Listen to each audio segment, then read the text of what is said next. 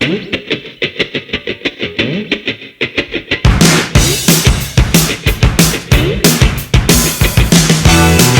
know when to go out, know when to stay in. Okay. Good afternoon, everybody, and welcome to our online GP work experience webinar. My name is Shabnam, and I'm joined with a team of staff from First Care Practice. Shortly, they will all introduce themselves and speak a little bit about their roles and their duties. So the fact that you're taking part in this webinar means that you're considering a role within the medical field. So before deciding if this is the correct career choice for you, it's vital that you carry out some work experience, either in a healthcare setting or a clinical setting, to demonstrate you understand what a role in this type of career entails. So in addition to this, you do need, for most university applications, so for courses such as medicine, physician associate studies, nursing, and it also gives you something to discuss during your medical or your UCAS applications and interviews. So by the end of this webinar, we hope you'll have a greater understanding of what happens in a regular day at GP, the different career paths that you can take, and ideally this will give you a chance to make an informed decision as to whether a healthcare career is suited for you. Can I just recommend if you can have a pen and paper handy to make notes throughout this webinar, but also if you want to ask any questions, you can write them down, and at the bottom of this screen there's a Q&A section which we will have at the end of this session. So we will start off with our team introducing themselves. They'll tell you a little bit about what their career paths are and what they do. Following this, we'll have our Q&A session where you can type your questions and we'll try to answer as many as we can. Please make sure you stay till the end because you'll need to fill out a poll at the end, and once you've done that we will be able to send you a certificate via email soon. Also, please bear with us if we have any technical difficulties, so we'll try and get back on as soon as possible. So if I can start off and pass to Dr. Deer, who will introduce himself. Thank you, Shabnam. Hi everyone, I'm Dr. Deer. So I am a recently qualified GP. I work in Hounslow and Ealing. So like Shabnam said, keep your pens and papers handy because I want you guys to ask a question or two at the end, and hopefully we'll be able to guide you through getting into university and choosing a healthcare path. Thank you. I'll pass you on to my colleague, Dr. Khalid now. Hello everyone, I'm Dr. Khalid. Welcome to this webinar. I qualified as a GP in 2009 and had the experience of working in various GP practice before joining here. I'll be talking with you guys about a typical day for a GP and what it entails. I'll pass it on to Rowena now. Thanks, Dr. Khalid. Hi everyone, I'm Rowena from First Care Practice. I'm one of the physician associates. I will be briefly explaining what a physician associate is and what my journey has been like for me to qualify as a physician associate. I've been a physician associate now since October 2018, and I've been working at First Care Practice since qualifying. Yes, as everyone has said so far, if you've got any questions, please note them down during the webinar and ask us at the end, and we'll be happy to answer. I'll pass you over to Mohid. Hi guys, my name is Mohid. I'm the practice nurse here at First Care Practice. I qualified in 2018 and I became a practice nurse in 2019 and only recently joined First Care Practice. I'll be discussing why I chose practice nursing in primary care over secondary care, what I do on a day-to-day basis and how I got into nursing. I'll pass you on to Safia, our care navigator. Hi guys, my name is Safia and I'm an apprentice here at First Care Practice, and today I'll be explaining a little bit about what life is like as an apprentice here at First Care Practice. Thank you, Shabnam. Thank you, everybody. So now each staff member will tell you a little bit about their journey and just tell you what they do on a daily basis. So if we start off with Dr. Deer, please. who will tell you about medical school and prior to working. Thank you, Shabnam, again. So I grew up close by, so I grew up in Hounslow, and I went to school and college nearby as well. And I worked very hard, and I got the A-level grades that I needed, and I got into medical school in Exeter, so far away from home. So when you guys finish your A-levels, you'll find that you'll be getting university places, some close to home. Some of you guys, or a lot of you guys, will be far away from home.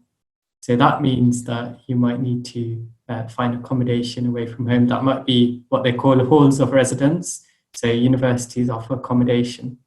Now, this is going to be a completely new experience for most of you. You'll be living away from home. You'll need to be completely independent. That might mean cooking your own food, doing your own washing, and all the other bills and things like that, and paying rent and things. So what is university actually like? So when I first walked into university, I was like, wow, this is a huge, huge building.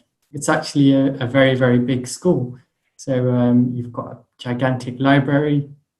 Instead of having classrooms, you've got lecture theatres. Instead of having a teacher, you'd have a lecturer. But the biggest change going from school, doing A-levels and going into university is actually you're no longer spoon-fed the information. So as now an adult learner, you're expected to work through the syllabus and actually learn yourself. So you might need to use resources, whether it's the internet, whether it's going to the library and picking up a book and learning things for yourself. So that's probably the biggest shock when you're moving away from school and going to university. Now, so I studied medicine, of course, to become a medical doctor. And the courses are generally 5 or 6 years, so quite a long time.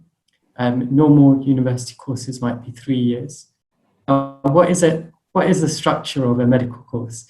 So it's not that you go to medical school and straight away they put you in the hospital in front of a patient to go and take bloods. So it's not as scary as that. Actually, you go into medical school and you'll be spending the first few years learning about the body, so anatomy. You'll be learning about how the body works. That's called physiology. And you'll be learning about medical conditions, and that's pathology.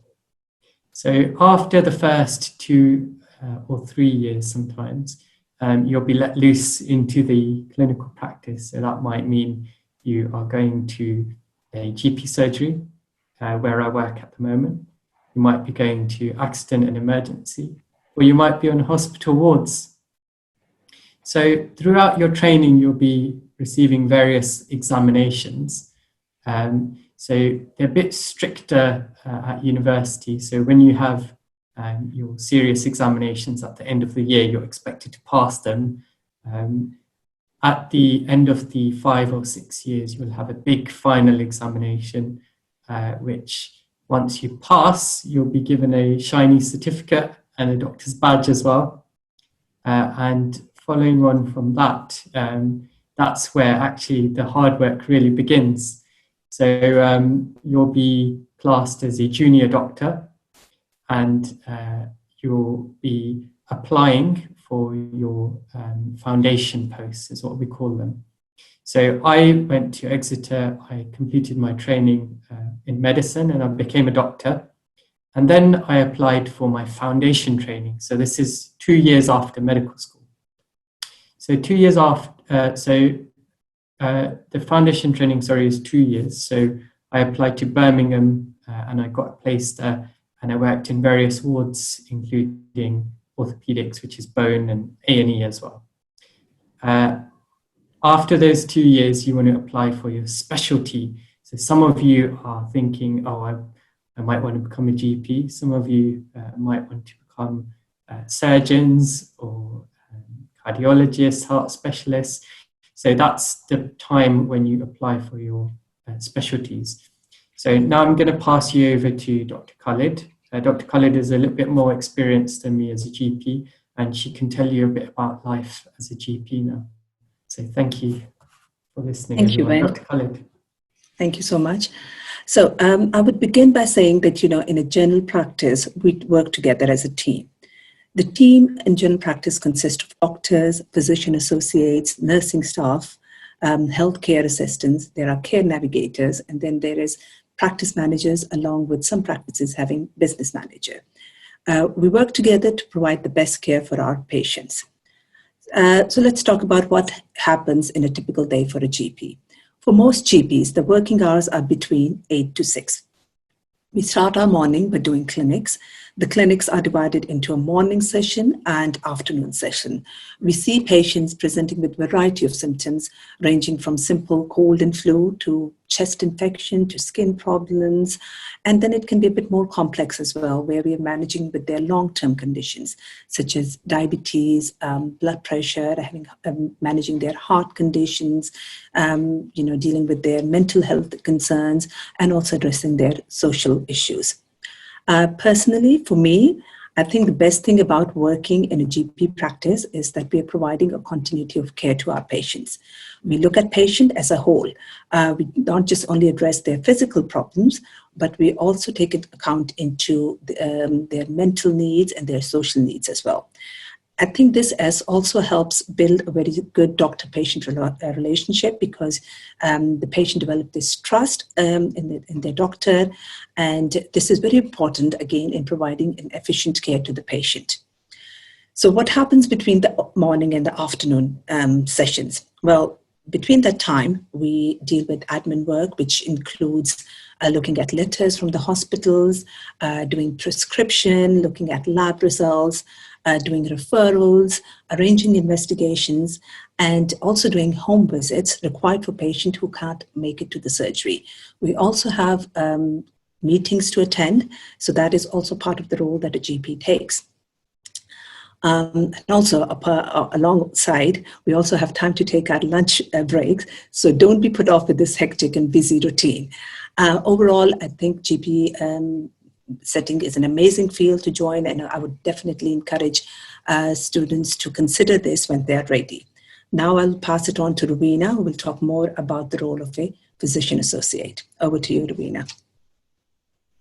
Thanks, Dr. Khalid. So, yes, I'm a physician associate, and I'm going to explain exactly what that is and how I got to where I am today.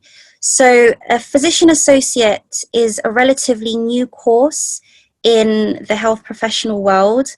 It's been in the UK now for approximately 12-ish years, I believe, and it started in America. And it is a healthcare professional that works alongside doctors, nurses, healthcare assistants, pharmacists, etc., to provide care for patients.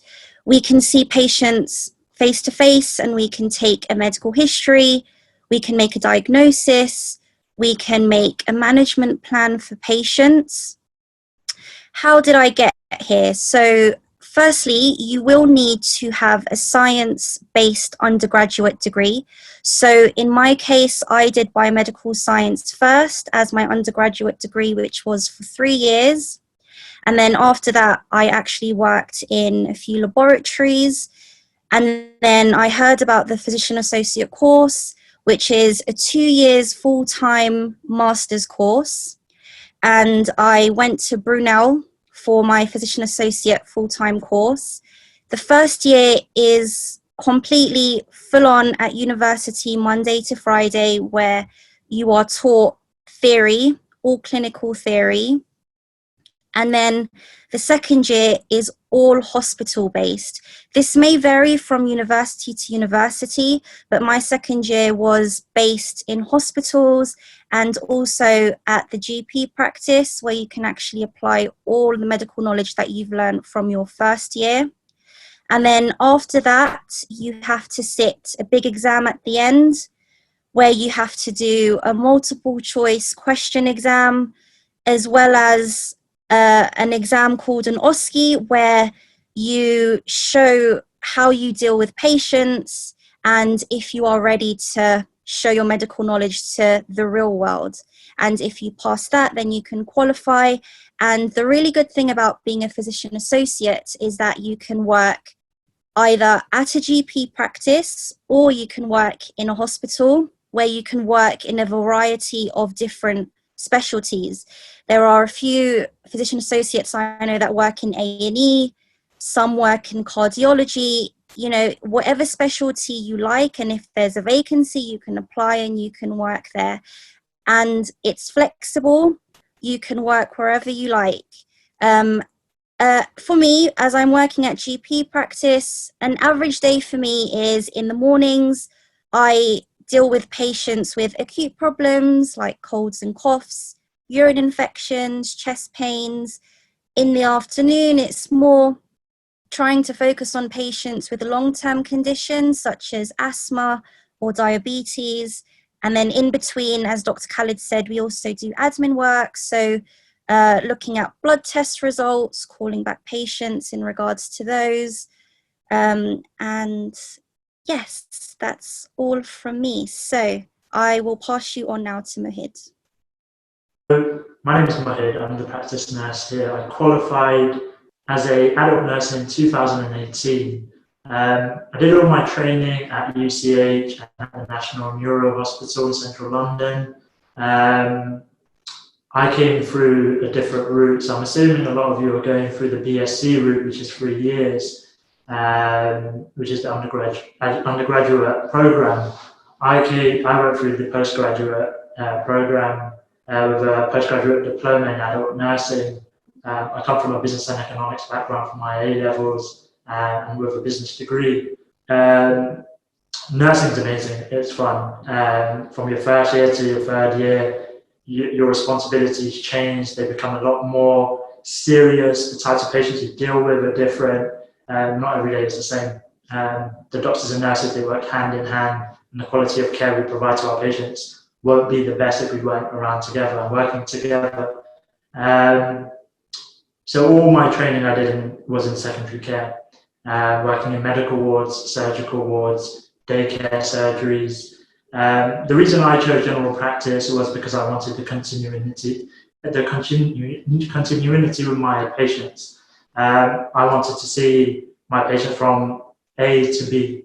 I love children, I love babies, I have a big family, and that's one of the reasons I came here into general practice, was to treat babies, to give immunizations, to see doctors deal with them with their 6 to 8 week checkups. And then you see the patient grow. And as they become adults, you're dealing with helping them deal with their long-term health conditions, if they have any accidents, treating their wounds. With nursing, a lot of people believe once you qualify, you're stuck on the ward and you're just a band 5 nurse. You can go into so many different areas now. It's expanded. There's the community nursing, there's medical nursing, surgical nursing, general practice like me. You can go to occupational health, A&E, education research. I've only qualified in less than 2 years. However, once I hit 3 years, hopefully I'll become a ANP, which is an advanced nurse practitioner, and I'll be going into independent prescribing. And then the doors open more. You can become a partner at the GP practice, and you can become a nurse practitioner. You can specialize and become a clinical nurse specialist in an area that you really enjoy and are passionate in working in. Some of my day-to-day activities or my day-to-day tasks include ECGs, taking blood samples, dealing with minor and complex wound management, such as leg ulcers and burns. I also give travel health advice and vaccinations, dealing with child immunizations, adult vaccinations, family planning, sexual health services. We also do smoking cessation and screening and helping people with long-term health conditions. As I say, get as much work experience as you can, shadow some of the doctors and nurses, the physios, and find somewhere where you want to work and you're passionate about. When I went into nursing, I do a lot of work outside of it, and a lot of the questions I get from young people who are looking to go into nursing, they say, my parents want me to become doctors. But then again, my advice is you do what you're passionate about. we work hand in hand, and these services won't work if we don't work together. But see how you feel about it, and the options are there. Ask us any questions you feel like. I'll now pass you on to Safi, our care navigator. Thank you. Hi, so an apprenticeship, if you aren't already aware, is where you're learning whilst working. So, for example, my apprenticeship revolves around business administration, and in my normal working week, I would have one day to solely focus on my apprenticeship work, which can include coursework, assignments, and exams. Apprenticeships essentially give you on-the-job practical training, and you do actually get a qualification towards the end of your apprenticeship. So yeah, I would definitely recommend apprenticeships if you are more of a practical person. So thank you, Shabnam. Thank you, everybody. Thanks to our panelists, and we hope that's been informative for everybody. So now you can ask any questions that you may have. So if you look at the bottom of the screen, there is a Q&A section. So if you just write your questions there, we can answer those for you, and I'll just direct them to whichever staff member. The first question we have is for Dr. Vin or Dr. Nadia. What are the best and worst parts of your job? So if you can both give us one or two, please. Hi, Shabnam. So I would say the best parts of my job is knowing that you can really make a big difference by small things.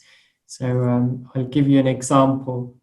So recently I diagnosed a patient with a blood clot in the leg, and the patient was a bit reluctant to believe that they had a blood clot. They were in a lot of pain, and the problem that maybe some of you know with blood clots in the legs is that they can move up to the lungs and they can be life-threatening, and they can even lead to death. So I had to convince the patient to go into hospital during this busy time, and to get treated, get a blood test done, and get all the medicines for the blood clot. But the patient was reluctant to believe that they had this. Anyway, they finally agreed, and they went to hospital, and they found out that they did have a blood clot. And actually, by doing that, by getting the correct treatment, potentially I've saved their life. And just knowing that I've made that big difference, that's kind of one of the rewards really of being a GP or actually working in the medical profession. Thank you, Dr. Day. And Dr. Khalid, if you can share a point or two. I think the best thing about, for me, as I said, is providing the continuity of care. So, which means you're following up with the patient, you know what they came with, and you're like, are treating them, following up with them. So I think that is quite important, because unlike in hospital settings where the patient just get their acute treatment, and then that's about it. They're not followed up. Whereas we are constantly involved in their care and making sure that, things are done the right way, and then patients are looked after even after the initial management has been done. So that for me is the best part. The worst bit, personally for myself, is sometimes I'm overrunning the clinics, and that could be just because either a patient has come with multiple issues, and to manage that in one appointment, which could be anything between 10 to 15 minutes, can be a bit difficult, and you require an art to just overcome that. And I think that is sometimes can be the worst bit for me, because then you're making other patients wait. Apart from that, I love general practice, and that's what I'm here for. So. Thank you, Dr. Khalid. So the next question, I've got a couple of similar questions on the same thing. So if we could get Rowena to answer this question, please. So since the corona situation, how has social interactions changed in today's circumstances? So how are you dealing with the situation now? Okay, so as a physician associate, dealing with the coronavirus issue has really changed, not just myself, but everyone else at the practice. We've been sort of forced to work in a very, very different way in order to still provide care for patients. So, for example, the big thing has been, we've been limiting our face-to-face appointments. Most of our work now has been doing telephone triage, trying to take a really accurate history over the phone and trying to build up a management plan over the phone, which for me is a little bit more tricky. You really do, you realize that you take face-to-face consultations for granted sometimes, because it really is difficult taking all the information that you require over the phone. Sometimes it can take a little bit longer. But, we've been doing this for a couple of weeks now. And the really good thing about working in a GP practice, and I'm sure this is for everywhere as well, is that when you are surrounded by a good team, who make up doctors, nurses, healthcare assistants, care navigators, pharmacists, everyone helps each other. And, that's how we can continue providing a really good level of care for our patients. Thank you, Rowena. Next question, please, for Dr. Deer. So similar questions on what is the main difference between working in a GP and hospital, and just leading on from that, why did you choose a GP role rather than one in hospital? Okay, so I'd like to answer that in a slightly different way. So GP, general practice is a specialty. So if I'm a GP, it doesn't mean that I have to work in a general practice. I could actually be a GP and work in the hospital. So for example, a GP working in a general practice would have a set schedule pretty much, where you're going to go in, you'll have your list of patients. So at our practice, we've got about 12,000 patients, quite a lot. And we would eventually get to know those patients quite well. So they'd be coming in, seeing us. And the good thing about working in a GP is that if I've seen somebody and I've said, okay, you've come in with some tummy pain today, let me do some investigations, let me get some blood tests, let's try this medication, and then you can come back to see me in a week or two and we'll see what the progress is of that. So that's slightly different from the hospital. Usually a patient would go to the hospital if they were acutely or seriously, suddenly unwell and they needed immediate treatment, and you'd give something and then the patient would get discharged, and you may never find out what happened with that patient again unless they had to reattend. So it's a bit different. I mean, if you're the kind of person who values relationships and getting to know the person over a number of years, then GP might be a better specialty.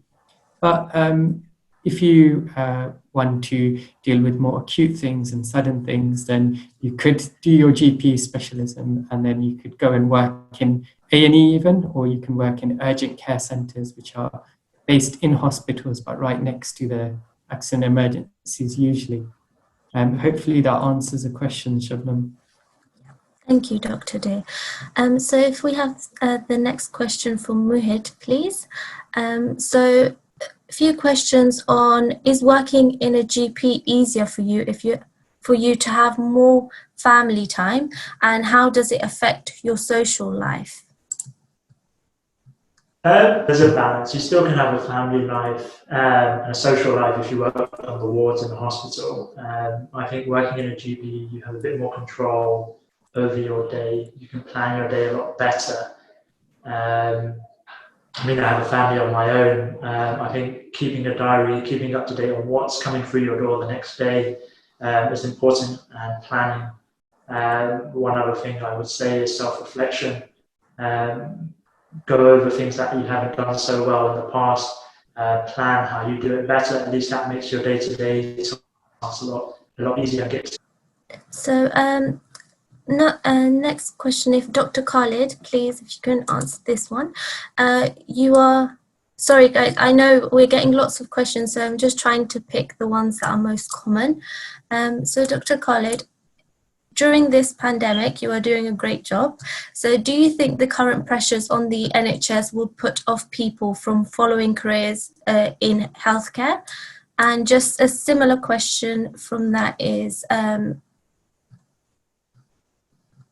how do you think coronavirus will affect how you see your patients further down the line? I personally feel it should not put people putting off from choosing this field as medicine, because I think we are doing so much for for the patients out there, for the people out there. Yes, we are in the front line. Yes, we are dealing with a lot of casualties, but at the same time, the amount of appreciation that we are getting and the gratitude that we are getting, I think that should actually encourage people that yes, this is a field where it's a well-deserving field. I think you see the outcome, you see the people getting better, you see they're getting well. Yes, the hours can be a bit, it might not be that social, especially if you're working in a hospital setting. But I think at the moment, if you just see around us, the amount of appreciation the NHS is getting is amazing. And I think personally, I can say that, my little daughter, she's always, every time she sees anything about NHS, and she's always saying, you guys are doing a great job, and she's very excited. So I think that should not put people off from choosing this path. In terms of, Shabnam, what was the next question? The question was, how do you think this situation will affect how we work in the future? So I think the way it will work in the future, at the moment, there is, as you know, there's a lot of surgeries for digital platforms, and they're doing consultations digitally. They're managing patients through either having online consultations. We are managing patients by, doing these webinars. So I think in some way, I can see the future being something similar. But of course, I don't think the scope for the GP setting would ever go, because of course we need to see patients, so there would be that demand of patients we need to physically examine. So it might be tough at the moment, and there might be quite major changes. But I think it would be, hopefully it would be all positive changes, and it will be a new, we would be actually progressing further. So yeah. Thank you. So there's a few questions about so somebody asked, I'm thinking of being a physiotherapist. Is there a chance on doing this in GP? And also a question about what a role of a pharmacist is in general practice. So a physiotherapist, so we've got a physiotherapist actually who works at our GP surgery. I think your question was actually, can you work in GP? Yes, you can. So our physiotherapist is great. So often a lot of patients that we see will complain of musculoskeletal, meaning muscles and bones, aches and pains. So often they need some physiotherapy and guided exercises to help those. And we've got Chet who deals with a lot of that with us. So yes, you can work in GP, and it's a lot of help.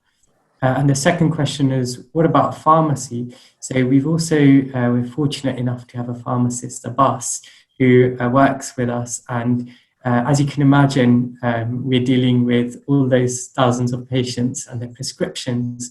So patients will have questions, they will have requests for medicines. Some of those medicines will require monitoring in terms of blood tests and ECGs. So we've got Abbas in the background doing a lot of work. I, especially as a doctor, I've got quite a few questions about certain medications and the interactions with each other. So Abbas is always there to take my questions. Thank you, Dr. Day. A question for Rowena physician associates, is there a possibility of specializing in a specific area of interest? For example, can you go into dermatology, or is the work mainly generalistic? Yeah, so good question. So you can absolutely go into a specific area of interest. So if you found your passion, which may be dermatology, you can specialize. I do know that there are a few physician associates out there who, you know, have specialized in dermatology, also in rheumatology. If you are working in a certain area and you love it, you can absolutely specialize in it. Thank you, Rowena. So, Dr. Khalid, can I ask, approximately how many patients would you see per day, and do you ever find yourself in a situation where you're unsure of the condition and what to prescribe? And in such cases, what would you do? So on an average, we see anything between 25 to 30 patients in a day. And yes, there's been lots of times where I have, I'm not sure of a condition and I'm not really sure what to do. And that's why you have this, you know, when I was talking about working as a team. So there are other clinicians that we go and ask help for, and then, you know, take their suggestion or get their advice. If they're not sure, then of course what usually we can do is make contacts with secondary care, which is the hospital, and talk to one of the consultants. They're all very helpful. So I think yes, you will come across in your life with conditions that you're not sure, and I think that's more of a learning curve for you. So if you're not sure, then yes, that's a good thing, because you're learning something new, and that's when you seek assistance from other colleagues and get help. And at the end of the day, I think we do get an answer and we manage. And if you're not sure, sometimes you also refer patients to the hospital and see if they can kindly provide an opinion of what they think this is. So, and I think, like I said, at the end of the day, we do get an answer and we manage to treat the patient. Thank you, Dr. Khalid. There's a couple of questions about what kind of work placements or personal experience do you need to go into the medical sector, and will this, if you don't have any, would it affect your chances of getting into university? So I'll just briefly answer that question. Yes, for some degrees you almost certainly need to have some sort of work experience. For example, for medicine, physician associate studies, it doesn't matter much as to where it is. You just need to demonstrate that you have worked in an area where you have to deliver care, or so that could be in a clinical setting, like in a GP, in a hospital clinic, in a dentist even, but it can also be in places like care homes or hospices, or the Red Cross, the ambulance services. So yes, it is quite difficult, and in most cases you do need to apply to these sort of work experience placements in advance, sometimes even a year in advance. But it is something you need to have, because even if you get called for an interview, they will discuss these things that you can put in your personal statement, and it just shows that you know what you're putting yourself forward for, and you've made an informed decision that you are suited to that career. There's a few questions about how can they apply for work experience. So we are going to have work experience placements available. At the end of this Q&A, I will just briefly explain how we'll do that, but it will be through an email that we will send to you. So let me just get through a few more questions and then we can end. So Dr. Deer, so it says there's a few questions about specialty training. So how long does it take, and are you able to change your specialities? So the GP training is 3 years. Other specialties may be longer. Pediatrics, so child, maybe, I believe it's around 8 or 9 years. And yes, you can change your specialty should you change your mind. Thank you. And Rowena, if you can just talk a little bit about PAs and different specialities, please. Okay, yeah. So the beauty about being a PA is that you can work in a GP or a hospital, as I said.